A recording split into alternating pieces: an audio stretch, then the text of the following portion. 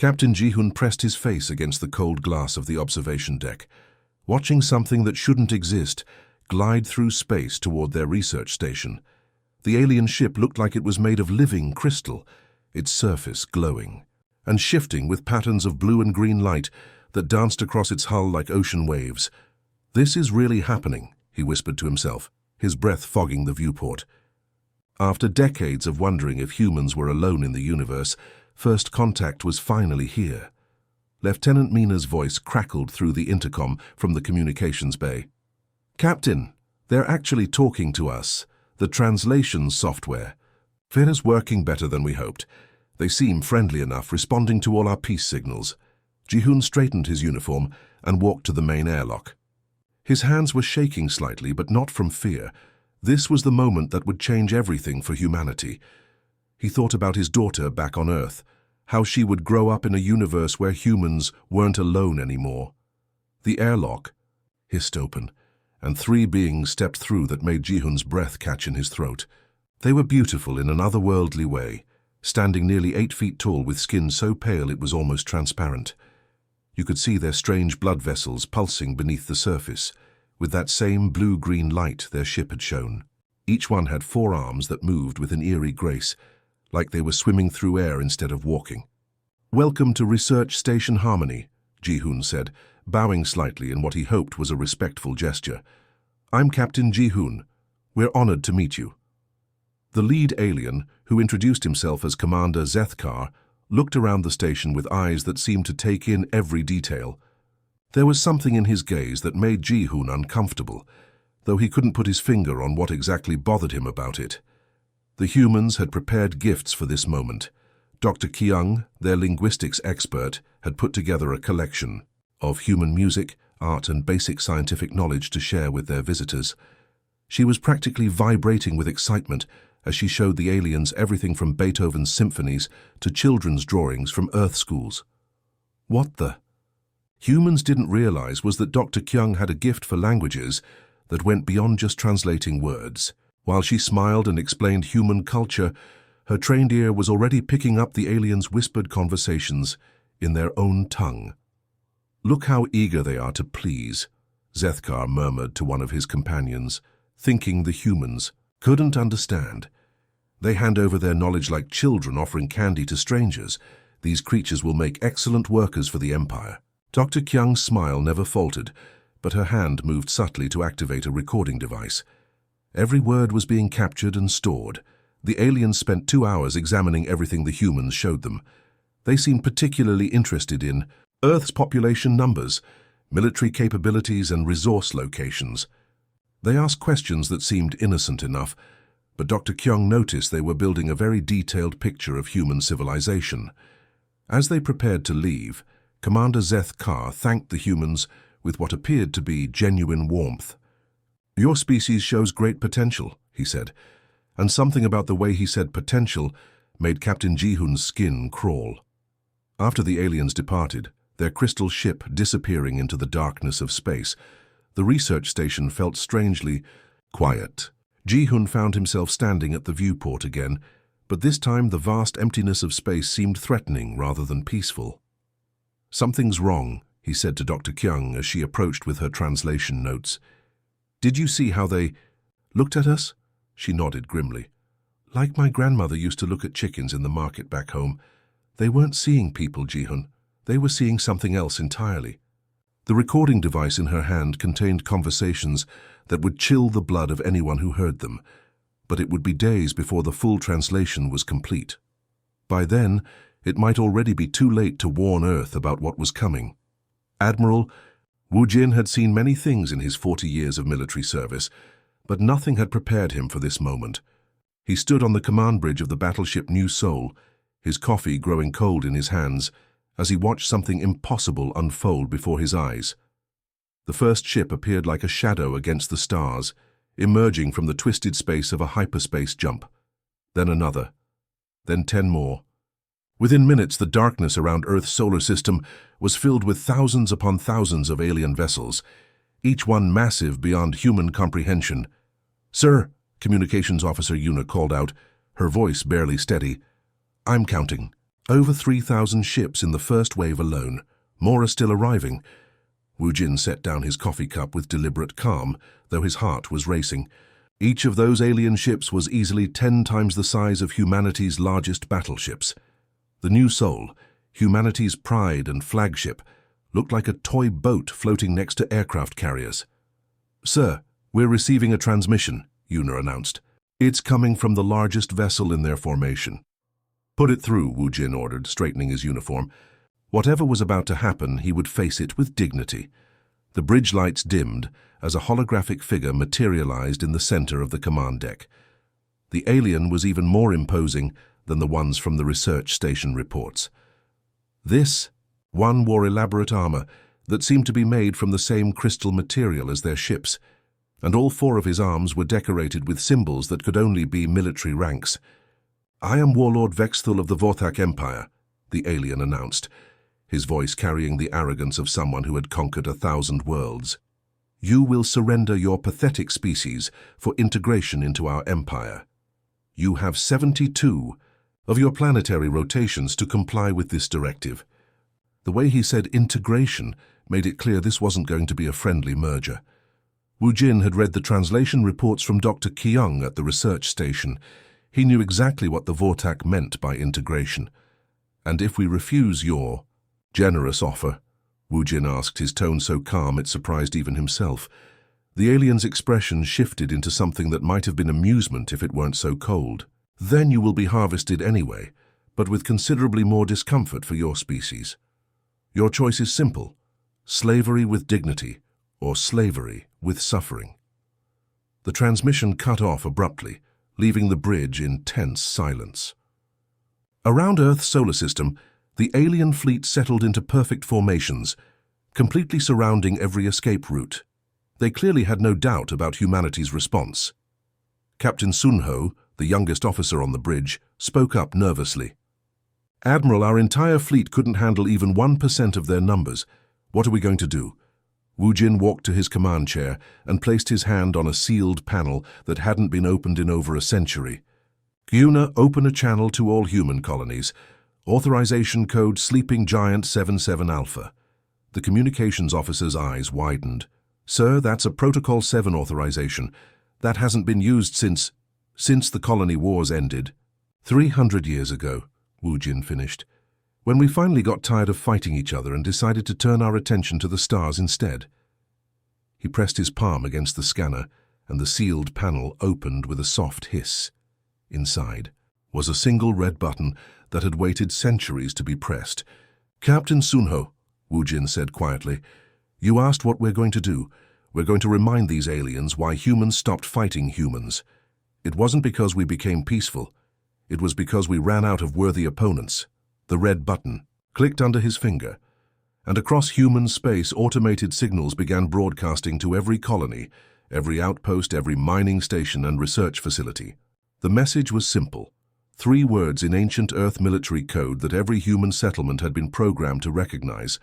The sleeping giant was waking up, and the Vorthak Empire was about to discover that conquering humans would be very different from conquering anyone else they had ever faced. On distant colony worlds, farmers stopped their work and walked to hidden bunkers. Teachers dismissed their classes and opened sealed weapon caches. Artists put down their brushes and picked up rifles that had been maintained for generations, waiting for this day. The Vorthak had given humanity 72 hours to surrender. They had no idea they had just given humanity 72 hours to prepare for war. Deep within the Vorthak flagship's massive data storage systems, something ancient stirred to life. The ship's artificial intelligence had been cataloging information about humans when it stumbled across a data fragment that had been buried in their archives for thousands of years. The file was corrupted, damaged by time and countless transfers between ship systems, but something about the human genetic markers had triggered its activation. The AI worked for hours trying to piece together the broken transmission. It was like trying to solve a puzzle where most of the pieces had been lost to time. What emerged was a message that had been sent across the galaxy long ago, a desperate warning from a civilization that no longer existed. Lieutenant Jae-hyun was working the night shift in the intelligence division when the translation finally came through his terminal. He was young for his position, barely out of the academy, and he'd been assigned to monitor routine data processing. Nothing exciting ever happened on the night shift. The partial translation made his blood run cold. Warning to all civilizations: the children of the hunt, born in conflict and raised in war, do not wake the sleeping death. They are walking destruction. Learned too late. They are not like us. The message cut off there, the rest lost to corruption and time, but attached to it were genetic markers, star charts, and what looked like tactical assessments, all pointing to a small blue planet, in a system the Vorthak now called the human sector. Jae-hyun immediately forwarded the report to his superior, Commander Hyejin. She was known throughout the fleet for her quick temper and complete confidence in Vorthak's superiority. When she read the report, her reaction was exactly what Jae-hyun had expected. Archaeological nonsense from a species that couldn't even save themselves, she laughed, dismissing the report with a wave of her forearms. Look at these humans, Jae-hyun. They have one pathetic planet while we command 1,000 star systems. They sent us gifts and music like children trying to make friends. Does that sound like walking destruction to you? But while the Vorthak leadership dismissed ancient warnings, something very different was happening across human space. The Protocol 7 activation had reached every human settlement, no matter how small or remote. On New Busan Colony, Administrator Do-hyun was having dinner with his family when the emergency transmission came through. The automated message was brief and coded, but every human administrator had been trained to recognize it. His hands were shaking as he excused himself from the dinner table. "Where are you going, Dad?" his 12-year-old son asked. "Just checking on something at the office," Do-hyun replied, trying to keep his voice steady. "I'll be back soon." But he knew that wasn't true. Nothing would ever be the same again. The agricultural center looked peaceful in the evening light, surrounded by fields of earth crops that had been adapted to grow under an alien sun. Do-hyun walked to the main building, used his administrator codes to access the lower levels, and descended into basements that most colonists didn't even know existed. The sealed vault had been built when the colony was first established over 2 centuries ago. Do-hyun's predecessor had shown it to him when he took over the position, explaining that it was just a precaution, something that would probably never be needed. Inside the vault were weapons that had been manufactured on Earth and shipped here, in secret. Not just rifles and ammunition, but military-grade equipment that could turn farmers into soldiers and agricultural equipment into weapons of war. His wife Soyeon found him there an hour later, staring at racks of pulse rifles and tactical gear. "The children," she whispered, understanding immediately what the open vault meant. "They won't be slaves," Do-hyun said quietly. "Our children will be free, no matter what it costs." Across the colony, other administrators were opening similar vaults. Within hours, New Busan's peaceful farming community had transformed into something entirely different. Farmers who had spent their days tending crops were now cleaning weapons and reviewing tactical manuals that had been downloaded into their personal computers years ago, waiting for this moment. The school principal, Min-jae, gathered his teaching staff and opened the sealed educational protocols. "From tomorrow, we're not teaching agriculture and literature anymore," he announced. "We're teaching survival and tactics." Artist Nayeon was already at work in her studio, but instead of landscapes, she was creating propaganda posters that would be distributed throughout human space. Her art would help unite humanity behind a single cause: resistance. The galaxy was about to learn that humans had spent 3 centuries preparing for this day, even while they hoped it would never come. The Vorthak attack began at exactly 0600 Earth Standard Time, just as their commanders had planned. 200 of their most advanced warships dropped out of hyperspace in perfect formation, ready to demonstrate the overwhelming power of the Empire to these primitive humans. What they found waiting for them was impossible. The space around Earth should have been defended by maybe a dozen human ships, according to their intelligence reports. Instead, weapons fire erupted from empty space itself. Hidden orbital platforms that had been invisible to Vorthak sensors suddenly powered up, revealing defensive installations that shouldn't have existed. "What is this?" "Vorthak Fleet Commander," Morthek demanded, as his lead cruiser shuddered under fire from weapons that weren't supposed to be there. Our scouts reported minimal defenses. The answer came in the form of coordinated fire from dozens of concealed platforms. The humans had spent centuries building secret defenses, disguising weapons platforms as asteroids, mining stations, and communication satellites. What looked like a poorly defended system was actually one massive fortress. Pilot Incio had been awake for 36 hours straight, but his hands were steady on the controls of his fighter. At 19 years old, he was the youngest pilot in the Sol Defense Force, barely old enough to legally fly civilian aircraft. But there was nothing civilian about the way he moved through space. His fighter was older than he was, a design that the Vorthak considered obsolete. But Inseo flew it like it was an extension of his own body, weaving through enemy fire with movements that seemed to defy physics. Lock acquired, he whispered to himself, targeting the nearest Vorthak cruiser. The massive ship was 10 times the size of his fighter, its shield supposedly impenetrable to human weapons. Inseo's targeting computer struggled to keep up with his reflexes as he fired 3 shots in rapid succession, each one finding the exact same spot on the enemy shield. The third shot punched through, and his next salvo found the cruiser's reactor core. The explosion lit up space like a new star. Impossible! Squadron leader Kelmore screamed over the Vorthak communications channel. How did that primitive fighter destroy a battlecruiser? Their technology is centuries behind ours. But Incio was already moving on to his next target. His fighter danced between enemy shots that should have vaporized him, his movements so unpredictable that the Vorthak targeting systems couldn't lock onto him. In 30 seconds, he had destroyed 3 of their cruisers and damaged 2 more.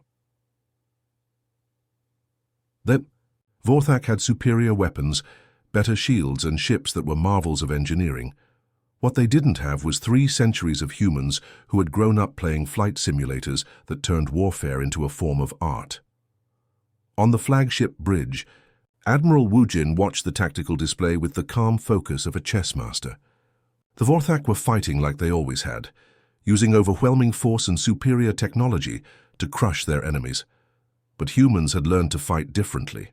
Enemy formation is breaking apart, reported Captain Yunbi from the defense. Grid Control Center. They're taking losses they didn't expect and can't explain, Wu Jin nodded. The Vorthak had made the same mistake that humans had made centuries ago during their own wars. They assumed that better technology guaranteed victory, but humans had learned that warfare wasn't just about having the best weapons, it was about having the best warriors. Their ships are superior to ours in every measurable way, Wu Jin said to his tactical officer, but they've never fought an enemy that treats combat like evolution in action. Every human pilot out there has been training for this moment their entire lives, even if they didn't know it. The space around Earth had become a killing field. Human fighters that should have been easy targets were moving like schools of fish, coordinating their attacks in ways that confused and terrified the Vorthak commanders. When one human ship was destroyed, 3 others would immediately move to cover its position and continue its attack. Sir, enemy losses are at 12%, and climbing, Captain Yunbi reported, her voice filled with amazement. They're actually retreating! The mighty Vorthak fleet, which had conquered 1,000 worlds, was falling back in confusion and fear. They had expected to face primitive prey that would surrender after the first show of force. Instead, they had found predators that fought with a savagery and precision they had never encountered. They came here expecting to harvest sheep, Admiral Wu Jin said quietly as he watched the enemy ships retreat. Instead, they woke up a pack of wolves. The key. First battle was over, but both sides knew this was just the beginning. The Vorthak had learned that humans were dangerous. Soon they would learn just how dangerous humans could become when they were fighting for their survival. The transformation happened overnight, and it terrified everyone who witnessed it. On New Jeju Colony, mining engineer Tai Hyun was showing his 12-year-old daughter how to operate the heavy machinery when the Protocol 7 signal arrived. Within hours, those same machines were being converted into weapons that could punch through starship armor. "Dad, I thought we were miners," his daughter said, watching him weld armor plating onto their excavation equipment. "We are, sweetheart," Tae-hyun replied, not looking up from his work. But our ancestors were warriors for 10,000 years before they became miners. Sometimes you have to remember where you came from. The mining colony had always seemed peaceful to outside observers, families working together to extract rare minerals, children playing in the dome gardens, elderly colonists teaching traditional earth crafts. What those observers hadn't noticed were the monthly emergency drills that looked suspiciously like military exercises, or the way every piece of industrial equipment had been designed with dual purposes in mind. When the Vorthak infiltration team landed on New Jeju, expecting to find terrified civilians ready for capture, they instead walked into a trap that had been 3 generations in the making. The miners moved with military precision, using their knowledge of the colony's tunnels and their converted equipment to corner the aliens within minutes. "You made a mistake," Tae-hyun told the captured Vorthak soldiers, his mining suit now painted with military camouflage patterns. "You assumed we were just civilians because we chose to live peacefully. But every human settlement in the galaxy is a fortress. Every civilian is a soldier. We learned this from our ancestors who spent 10,000 years perfecting the art of war before we ever reached for the stars." The Vorthak prisoners looked confused and terrified. In their empire, civilians were truly civilians, weak, defenseless, dependent on their military for protection. The idea that farmers and miners could become soldiers overnight was beyond their understanding. Meanwhile, 3 star systems away, colonist Nayeon was coordinating something that should have been impossible. She had spent 15 years managing supply routes between human settlements, a boring but necessary job that kept the colonies fed and supplied. What the Vorthak didn't realize was that those same supply routes had become the backbone of a military communication network. "Cargo ship Evening Star. This is Supply Central," she transmitted, using codes that sounded like routine shipping orders. "Your delivery to Sector 7 has been moved up. Priority shipment." To anyone listening, it sounded like standard logistics chatter. But Evening Star was actually a disguised military transport, and Sector 7 was code for a Vorthak supply depot that was about to be destroyed by human saboteurs. Nayeon's background in logistics had made her the perfect coordinator for what was essentially an invisible army. She knew which ships could carry weapons, which routes were secure from enemy surveillance, and how to move military equipment disguised as farming supplies and medical aid. The Vorthak intelligence officers were beginning to panic as their carefully prepared invasion plans fell apart. Every piece of information they had gathered about human colonies was proving to be wrong. The peaceful farmers were actually trained soldiers.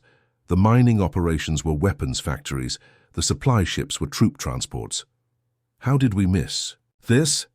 Vorthak Intelligence Commander Veltar demanded, staring at reports that made no sense. "Our infiltrators have been watching these settlements for months."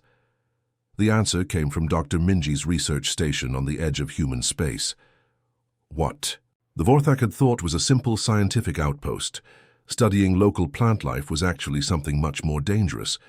"We studied you while you studied us," Dr. Minji transmitted directly to the Vorthak fleet, her message cutting through their military communications like a knife. "The difference is, we actually learned something useful." Her research station had been developing biological weapons specifically designed to target Vorthak physiology.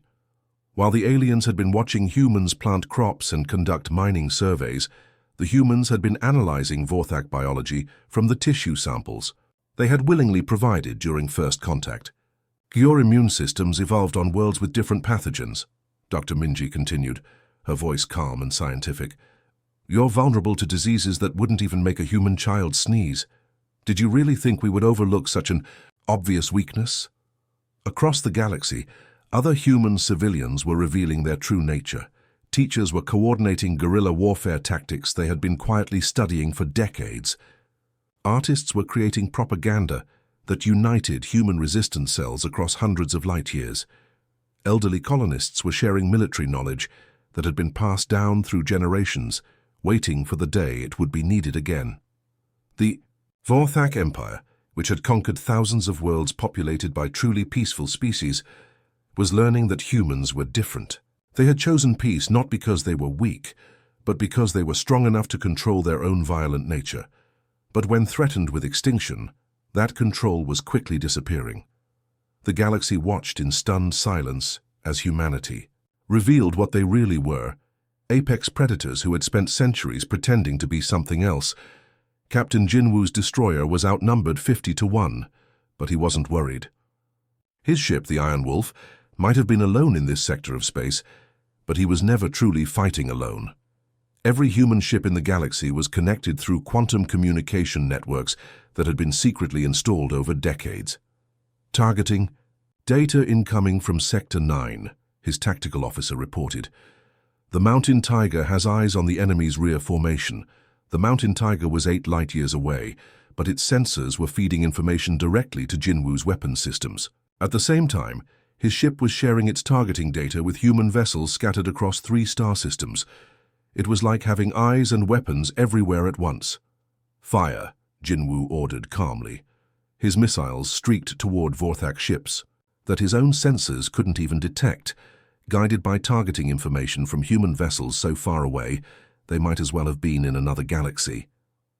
The enemy cruiser exploded in confusion, never understanding how they had been hit by an enemy they couldn't see. Vorthak Admiral Cortex was beginning to understand that he was fighting something completely outside his experience. His massive supply convoy, protected by 200 warships, had just been attacked by what appeared to be empty space. Human ships materialized from nowhere, struck with devastating precision, and vanished before his forces could respond. "They're everywhere at once," he reported to the Vorthak High Command, his voice strained with exhaustion and fear. "We destroy one of their ships, and 5 more appear from different directions. How are they coordinating across such impossible distances?" The answer was something the Vorthak couldn't comprehend. Their empire was built on rigid hierarchy and centralized command. Orders flowed down from the top, and battlefield commanders waited for permission before making decisions. It was efficient for controlling a vast empire, but it was too slow for the kind of warfare humans practiced. Lieutenant Hein was explaining pack tactics to her strike team as they prepared for another hit-and-run attack. Her pilots were young, most of them barely out of training, but they moved together with an instinct that seemed almost supernatural. "Listen carefully," she told them over the comm system. "Our ancestors spent 1,000,000 years hunting in packs on Earth. Lions, mammoths, other humans. It didn't matter what we were hunting. We learned to work together, to share information instantly, to strike from multiple directions at once." She paused, watching the enemy formation on her tactical display. Space is just a bigger hunting ground, and these aliens? They're just bigger prey. The Vorthak had superior technology, better armor, and weapons that could destroy entire planets. But they had never faced an enemy that could coordinate attacks across interstellar distances as easily as a pack of wolves surrounding a deer. When the human strike force attacked, it was like watching magic. Ships that were light-years apart moved with perfect synchronization. A destroyer near Earth would fire at the exact same moment as a fighter near the Centauri colonies, their shots combining to overwhelm enemy shields that could have easily deflected either attack alone. The rigid Vorthak command structure, which had conquered 1,000 worlds, began to crumble under the pressure of trying to fight an enemy that seemed to think with one mind. By the time orders reached Vorthak battlefield commanders, the humans had already changed tactics 3 times. Commander Seung-jun had taken this concept to its logical extreme. His wolf pack consisted of 30 small ships that individually couldn't threaten a Vorthak cruiser, but working together, sharing sensor data, and coordinating their attacks with split-second timing, they moved through space like a school of predatory fish. "Target the lead cruiser," Seung-jun ordered. "Alpha, pattern." His ship scattered in what looked like random directions, but each pilot knew exactly where they needed to be. The Vorthak battle group tried to track 30 individual targets, moving in unpredictable patterns, their targeting computers overwhelmed by the chaos. Then the humans struck all at once. 30 ships fired simultaneously at the same target from 30 different angles. The Vorthak cruiser's shields, designed to handle massive frontal assaults, collapsed under the coordinated barrage. The ship exploded in a fireball that lit up the entire sector. "Next target," Seung-jun said calmly, and his pack was already moving. By the end of the engagement, an entire Vorthak battle group had been destroyed by ships 1/10 their size. The few survivors reported something that chilled the blood of every Vorthak commander who heard it. "They don't fight like civilized beings," the shell-shocked captain transmitted. "They fight like animals, like pack hunters who see us as nothing but prey." The Vorthak Empire had built their military doctrine around individual ship combat and centralized command. They were learning too late that humans had built theirs around something much older and more dangerous: the pack instincts of apex predators, who had spent millennia perfecting the art of cooperative hunting. In space, those instincts had evolved into something terrifying. Humans didn't just fight as individuals or even as crews. They fought as an entire species, with every ship connected to every other ship, in a vast network of shared consciousness that turned the entire galaxy into their hunting ground. For 3 weeks, Admiral Wu Jin had played the role of a desperate commander making his last stand. His transmissions to the Vorthak fleet were filled with pleas for mercy, offers of conditional surrender, and what appeared to be increasingly panicked attempts to buy time. The alien commanders watched with satisfaction as humanity's greatest military leader seemed to crumble under the pressure of their overwhelming force. But it was all an act. While Warlord Vexthul concentrated his entire invasion fleet around Earth's solar system, convinced that he was about to deliver the final blow to human resistance, something very different was happening in the darkness between the stars. "Phase 7 complete," reported Captain Youngji from the bridge of the stealth cruiser Invisible Hand. Her ship was so advanced that it could park next to a Vorthak battleship without being detected. "All enemy communication satellites in the outer rim have been destroyed. They can't call for help even if they wanted to." Wu Jin smiled grimly as he received the report. For weeks, human strike teams had been systematically dismantling the Vorthak Empire's infrastructure while their main fleet was distracted by the siege of Earth. Supply depots, communication relays, fuel stations, and reinforcement fleets had all been quietly eliminated by small human forces that struck without warning and vanished into the void. The trap was about to be sprung. "Open a channel to all Vorthak forces," Wu Jin ordered, his voice no longer carrying the desperate tone he had been using for weeks. "Let them hear this clearly." The communication that went out across the solar system was not from Admiral Wu Jin.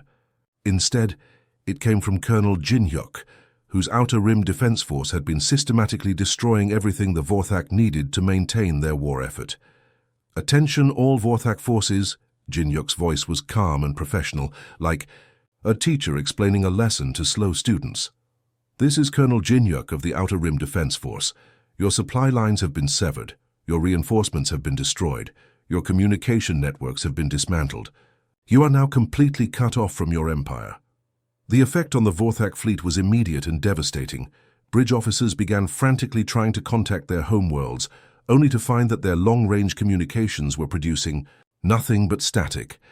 Supply ships that should have arrived days ago were nowhere to be found. The reinforcement fleets that Warlord Vexthul had been expecting had simply vanished. "This is impossible," Vexthul screamed, his forearms flailing as he tried to understand what had happened. "We have the humans surrounded. They can't possibly have forces outside this system." But they did. While the Vorthak had been focused on Earth, thinking they were about to crush humanity's last hope, human forces had been everywhere else. The Outer Rim Defense Force wasn't just a military unit. It was a network of human colonies, mining operations and research stations that had been secretly coordinating the largest military deception in galactic history. "Sir," reported a terrified Vorthak communications officer, "I'm getting reports from across our territory. Our supply bases are gone, our communication networks are down, the reinforcement fleets, they're all gone."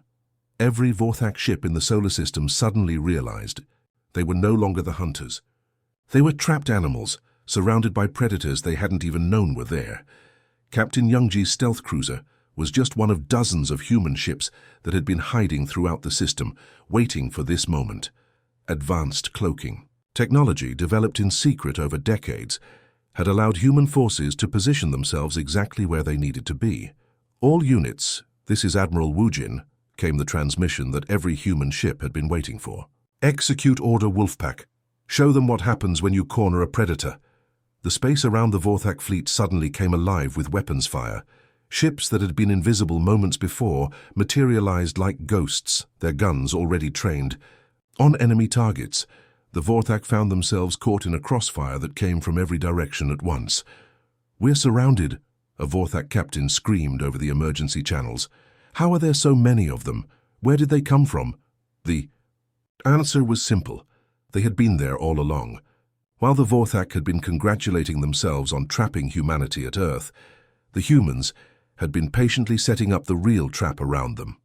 Warlord Vexthul's mighty invasion fleet, which had conquered 1,000 worlds, suddenly found itself cut off from everything they needed to survive. No supplies, no communications, no reinforcements, and no way to escape. They were alone in hostile space, surrounded by an enemy that had been planning this moment for years. "Surrender now," Colonel Jinhyuk's voice came again, "or face annihilation. The choice is yours, but choose quickly. Our patience is running out." The hunters had become the hunted, and humanity was closing in for the kill.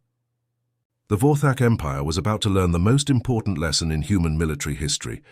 When you think you have a human cornered, check behind you. There are probably more humans there. The transmission came from Warlord Vexthul himself, his forearms trembling as he faced the reality of his situation. For the first time in his military career, he was the one asking for mercy. "Human commanders," his voice had lost all its previous arrogance, "we propose immediate ceasefire negotiations. We are willing to discuss terms for withdrawal from your territory." The response came not from Admiral Wu Jin, but from Commander Dongyun, whose colony ship had been one of the first targets of Vorthak integration attempts. His family had barely escaped when alien slavers tried to harvest his settlement. "Negotiations?"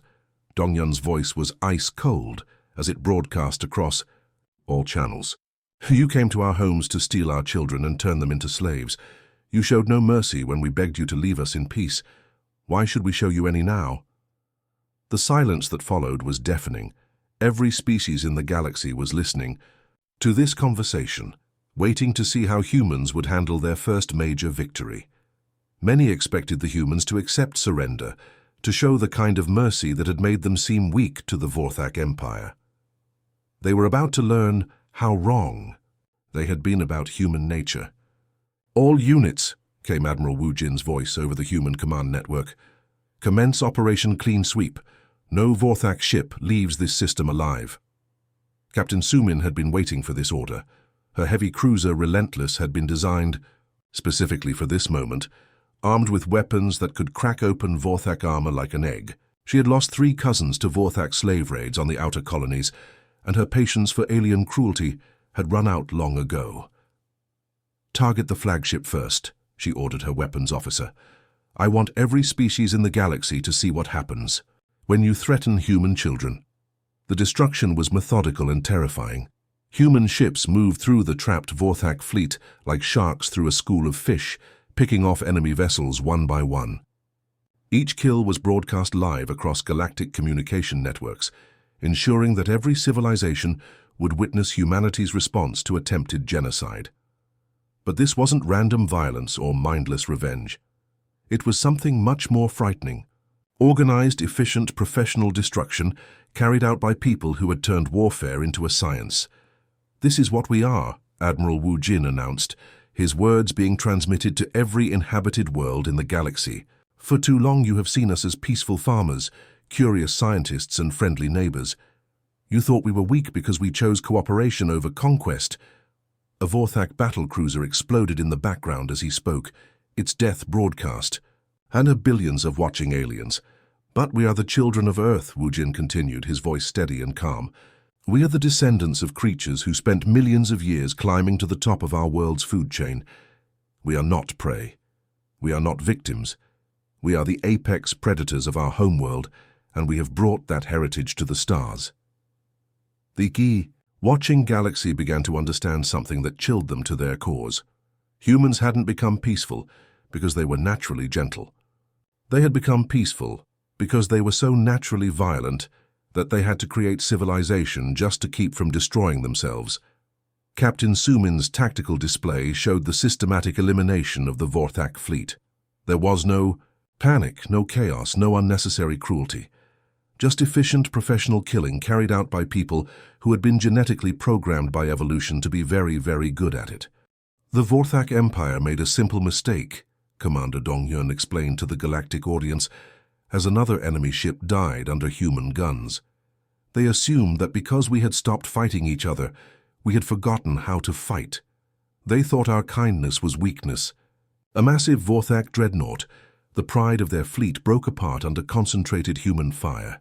Its destruction lit up the solar system like a second sun. They were wrong, Dong-Yun said simply. The galaxy watched in horrified fascination, as humanity revealed what they really were underneath their civilized exterior. These weren't the peaceful explorers and friendly traders that other species had come to know. This was humanity's true face, the face of creatures who had conquered an entire planet through violence and cunning before they ever reached for the stars. The message was clear to every watching civilization. Humans had chosen to be your friends. Don't ever give them a reason to choose otherwise. When the last Vorthak ship died in nuclear fire, the solar system fell silent. 3,000 enemy vessels had been reduced to glowing debris, and not a single human ship had been lost. The age of underestimating humanity was over.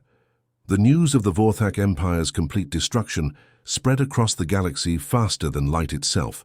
Within hours, every major civilization knew that the species they had dismissed as weak farmers and friendly traders had just eliminated one of the most powerful military forces in known space without losing a single ship. The reaction was immediate and dramatic. On the homeworld of the Kalari Republic, Chancellor Velthara called an emergency session of their governing council. "We need to send an embassy to Earth immediately," she declared, her voice shaking slightly. "Offer them anything they want. Technology, resources, territory. We cannot afford to have them as enemies." Similar scenes were playing out across dozens of worlds. Species that had watched the Vorthak invasion with casual interest, expecting to see humanity crushed and enslaved, were now desperately trying to distance themselves from any connection to the failed empire. General Chae-Young stood before the newly constructed Terran Defense Command, watching as alien ships arrived hourly to request meetings with human representatives. The parking spaces around Earth were filling up with diplomatic vessels from civilizations that had never bothered to acknowledge humanity's existence before. "It's amazing how friendly everyone becomes when they realize you're not helpless," she remarked to her aide. 3 months ago, half these species wouldn't return our communications. Now they're begging for protection treaties. The Terran Defense Pact that Chae-Young established was unlike anything the galaxy had seen before. Most military alliances were based on mutual benefit or shared threats. This one was based on something simpler and more frightening: the knowledge that humans were now the apex predators of the galaxy. "We fight so others don't have to," Chae-Young announced at the Pact's first signing ceremony. "But understand this clearly. We will only protect those who truly choose peace. Any species that tries to abuse this protection will learn why the Vorthak Empire no longer exists." The signing ceremony itself was a masterpiece of psychological warfare. Representatives from dozens of species watched nervously as humans demonstrated their new military technologies. Weapons that could destroy entire fleets, defense systems that made planets untouchable, and coordination networks that allowed instantaneous communication across the galaxy. Ambassador Dong-Jun had the delicate job of negotiating with alien diplomats who were still processing what humanity was capable of. Many of them had come expecting to negotiate from positions of strength, only to find themselves trembling as they realized they were dealing with the galaxy's new dominant species. "The terms are simple," Dong-Jun explained to the Zephyrian trade delegation, his tone friendly but firm. "You maintain peaceful relations with all Pact members, you provide humanitarian aid when requested, and you never, ever threaten human civilians. In return, we protect you from any aggressor." The Zephyrian ambassador, whose people had been considering their own expansion into human territory, quickly agreed to all terms. The footage of Vorthak ships dying in nuclear fire was still fresh in everyone's memory. Not all species chose cooperation. The Kraxan Dominion and several other militant empires simply disappeared from galactic communications, retreating to their home systems and fortifying their borders. They had seen what happened to the last empire that threatened humanity, and they wanted no part of that fate. But for most of the galaxy, the choice was easy: align with humanity, or spend every day wondering if they would be the next species to face human wrath. On Earth, Admiral Wu Jin stood in his office overlooking the Pacific Ocean, the same ocean where his ancestors had first learned to sail beyond the horizon. His aide, Commander Hiejin, found him there as the sun was setting. "Sir, the Council is asking about our long-term plans," she said quietly. "How do we handle being the galaxy's dominant military power?" Wu Jin was quiet for a long moment, watching. The waves crash against the shore. "You know, Hiejin, we spent 3 centuries trying to be better than our nature. We built a peaceful civilization, stopped fighting wars, turned our weapons into farming tools. We convinced ourselves that we had evolved beyond violence." He turned from the window, and his aide could see the weight of recent events in his eyes. "But when the Vorthak threatened our children, when they came to enslave our families, all that civilization fell away in an instant. We remembered what we really are underneath all the art and poetry and philosophy. We remembered that we are the children of predators who conquered an entire planet through violence and cunning. The galaxy had learned a lesson that would echo through history.